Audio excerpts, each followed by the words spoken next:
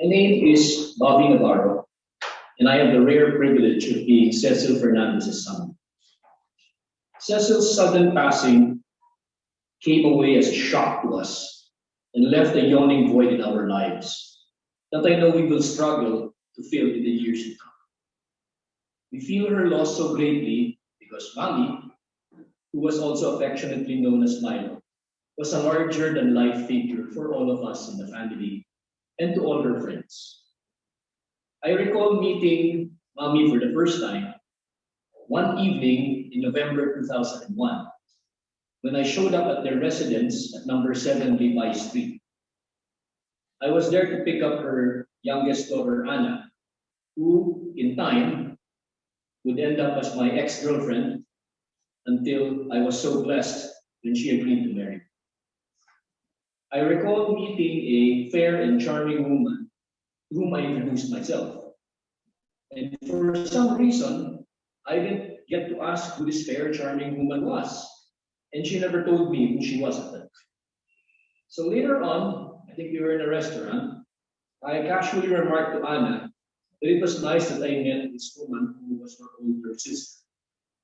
And Anna looked at me curiously and said, "You know, my older sister Rika is not at home right now. So you must be referring to my mother." So I said, "Well, now, I wouldn't have known because your mom looks so young. Ang bata pa niya." And I later learned that Mommy was faintly amused when she heard my comment and was rather flattered. Looking back now, it would seem that I accidentally started off our relationship on a positive note. And I could see that it was a great thing that my mother-in-law to be was a woman of great looks, who was fair and rather vain on the side as well. And I could see as time went by that my wife had inherited these qualities. And I'm just glad that she passed them on to her children. I would see and experience for myself later on that life in Mommy's household never had a dull moment.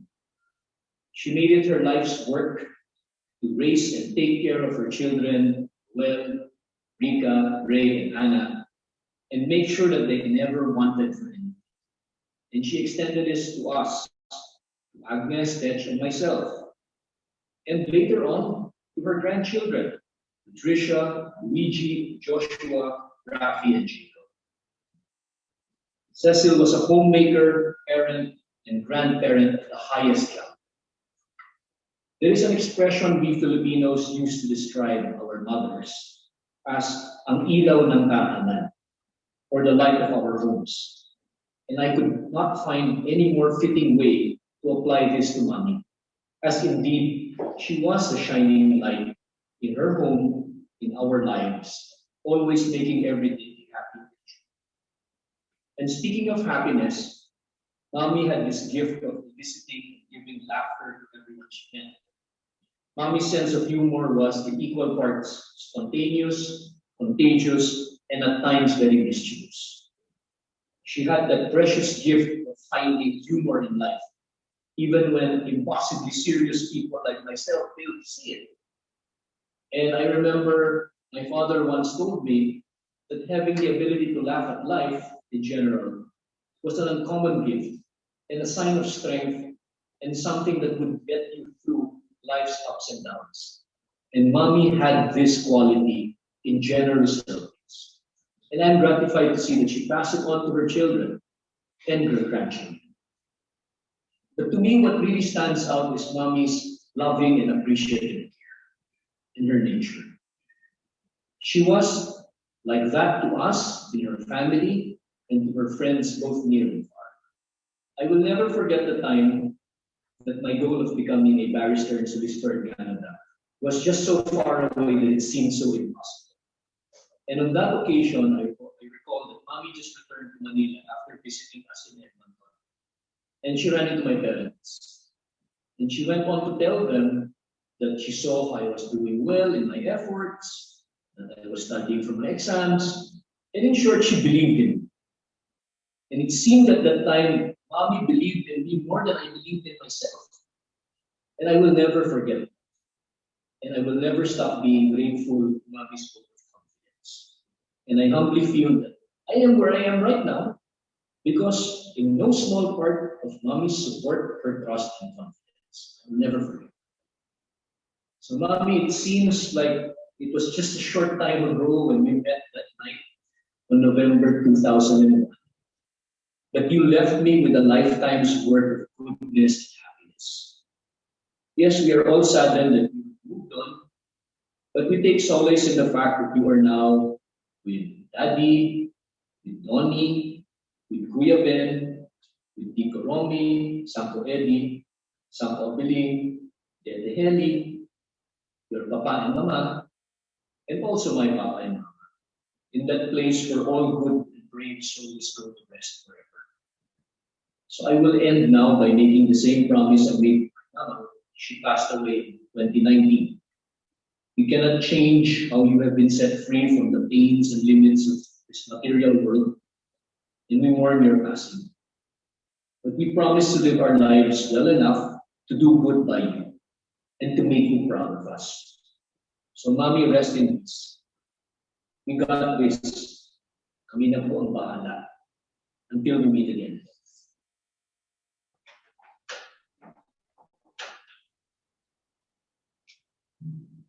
Okay, now we're going to hear from one of the sons, Ray Fernandez.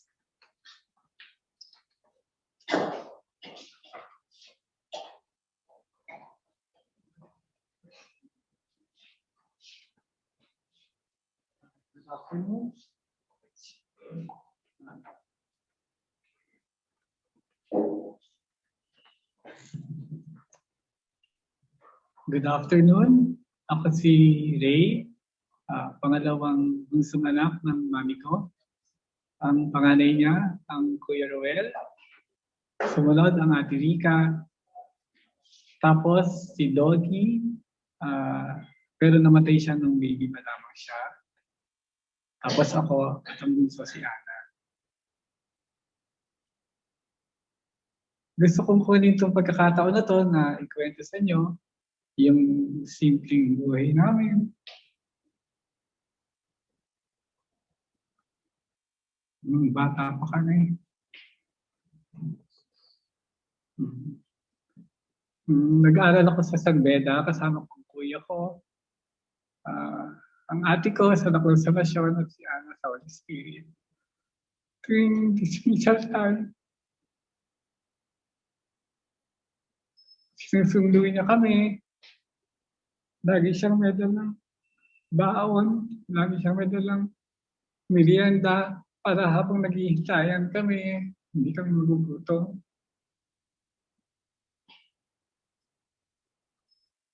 Maasikaso siya, maalaga sa amin. Siguro sa kanya na rin namin natutunan, kaya sa aming mga anak, maalaga din kami.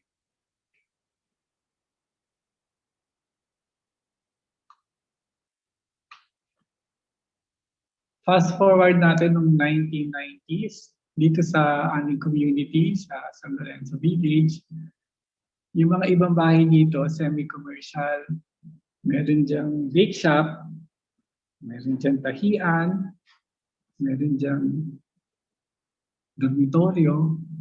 Ang mami ko nakaisip ng parlor.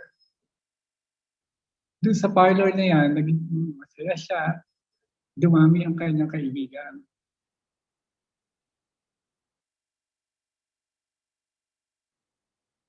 Ang mami ko, siya matipid. Lagi siya nag-iipon. Tuwing alas 5 ng hapon, masaya siya dahil sabi niya, maswerte siya at nagbibilang siya lagi ng pera. Masaya siya. Siguro sa kanya ako natuto, kaya ako naging matipid at saka mahilig mag-ipon.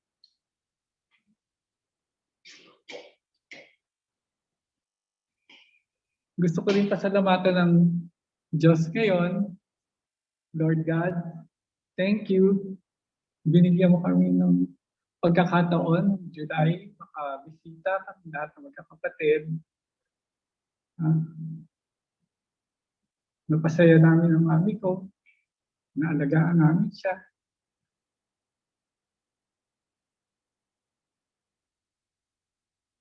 Mami, alam ko, nasa magandang lugar ka na ngayon. Ah, gusto ko malaman mo na very thankful kami at ikaw ang mami namin. I love you.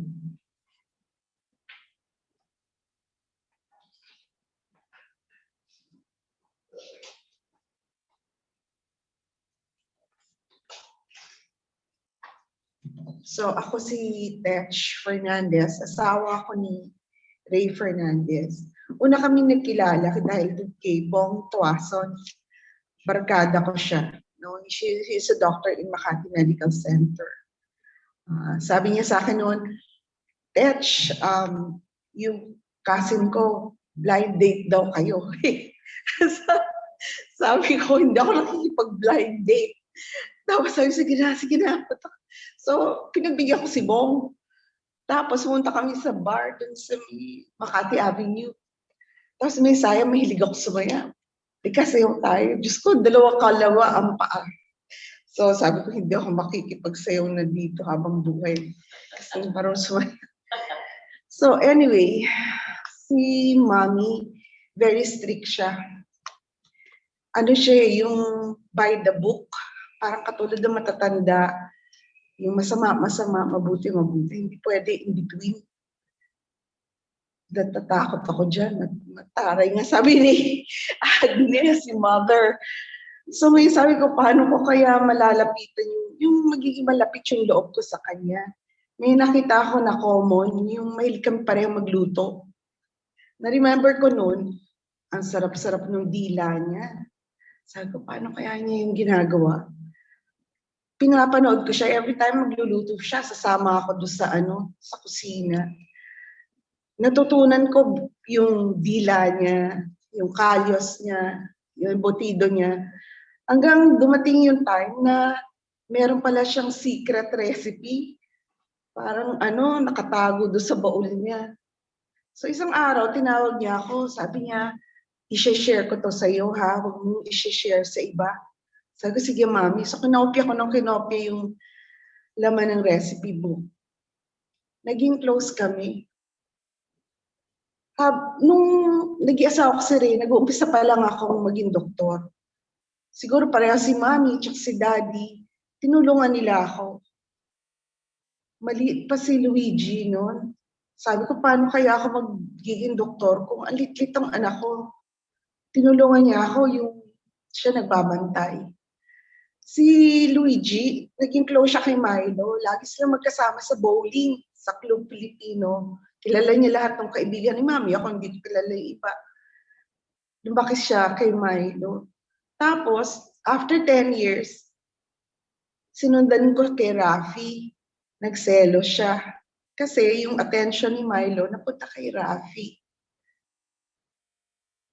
Nagpapasalamat ako doon sa mga times na tinulungan niya kami ni Ray. Naging doktor ako, naging successful ako sa Makati Med. Hindi lang doon, sa maraming paraan pa. Umalis kami ng 2010, pumunta kami sa Canada. Alam ko nalungkot si Mami. Sumunod siya after 2011, tinignan niya kung okay kami sa Canada. Pumunta kami ng shuttle noon, naalala ko. Nag-long drive kami.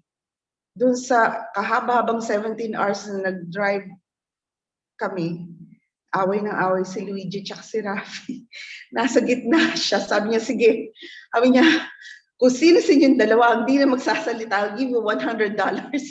Tumahimik yung dalawa. Kaya niya binigyan $100 na sa wakas. Natahimik. Naging masakitan si Mami na si Ray affected.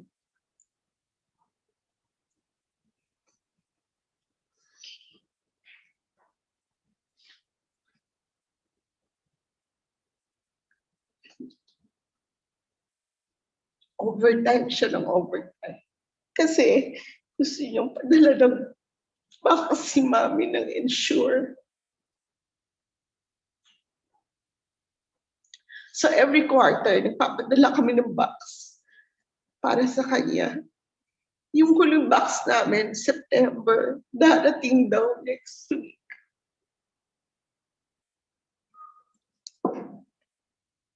Wala na si Mami.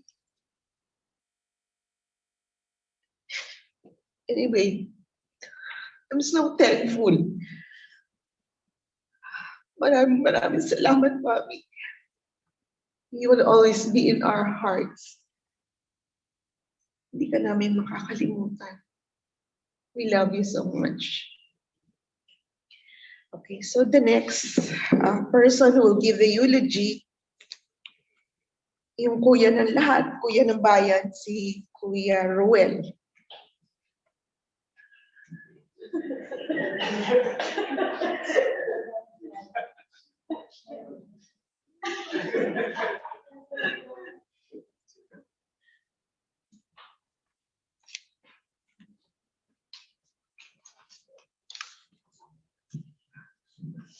Magandang hapon sa inyong lahat. Ako si Roel, ako yung pangalan na anak namin. Today, we honor the life of my mom. She was a truly amazing woman who was the kindest and most loving person in the world. I can honestly say she was my best friend. And to try and do justice right her in this short eulogy will be impossible. She dedicated her life to family and making sure we were supported in whatever we did and that we never felt anything other than love.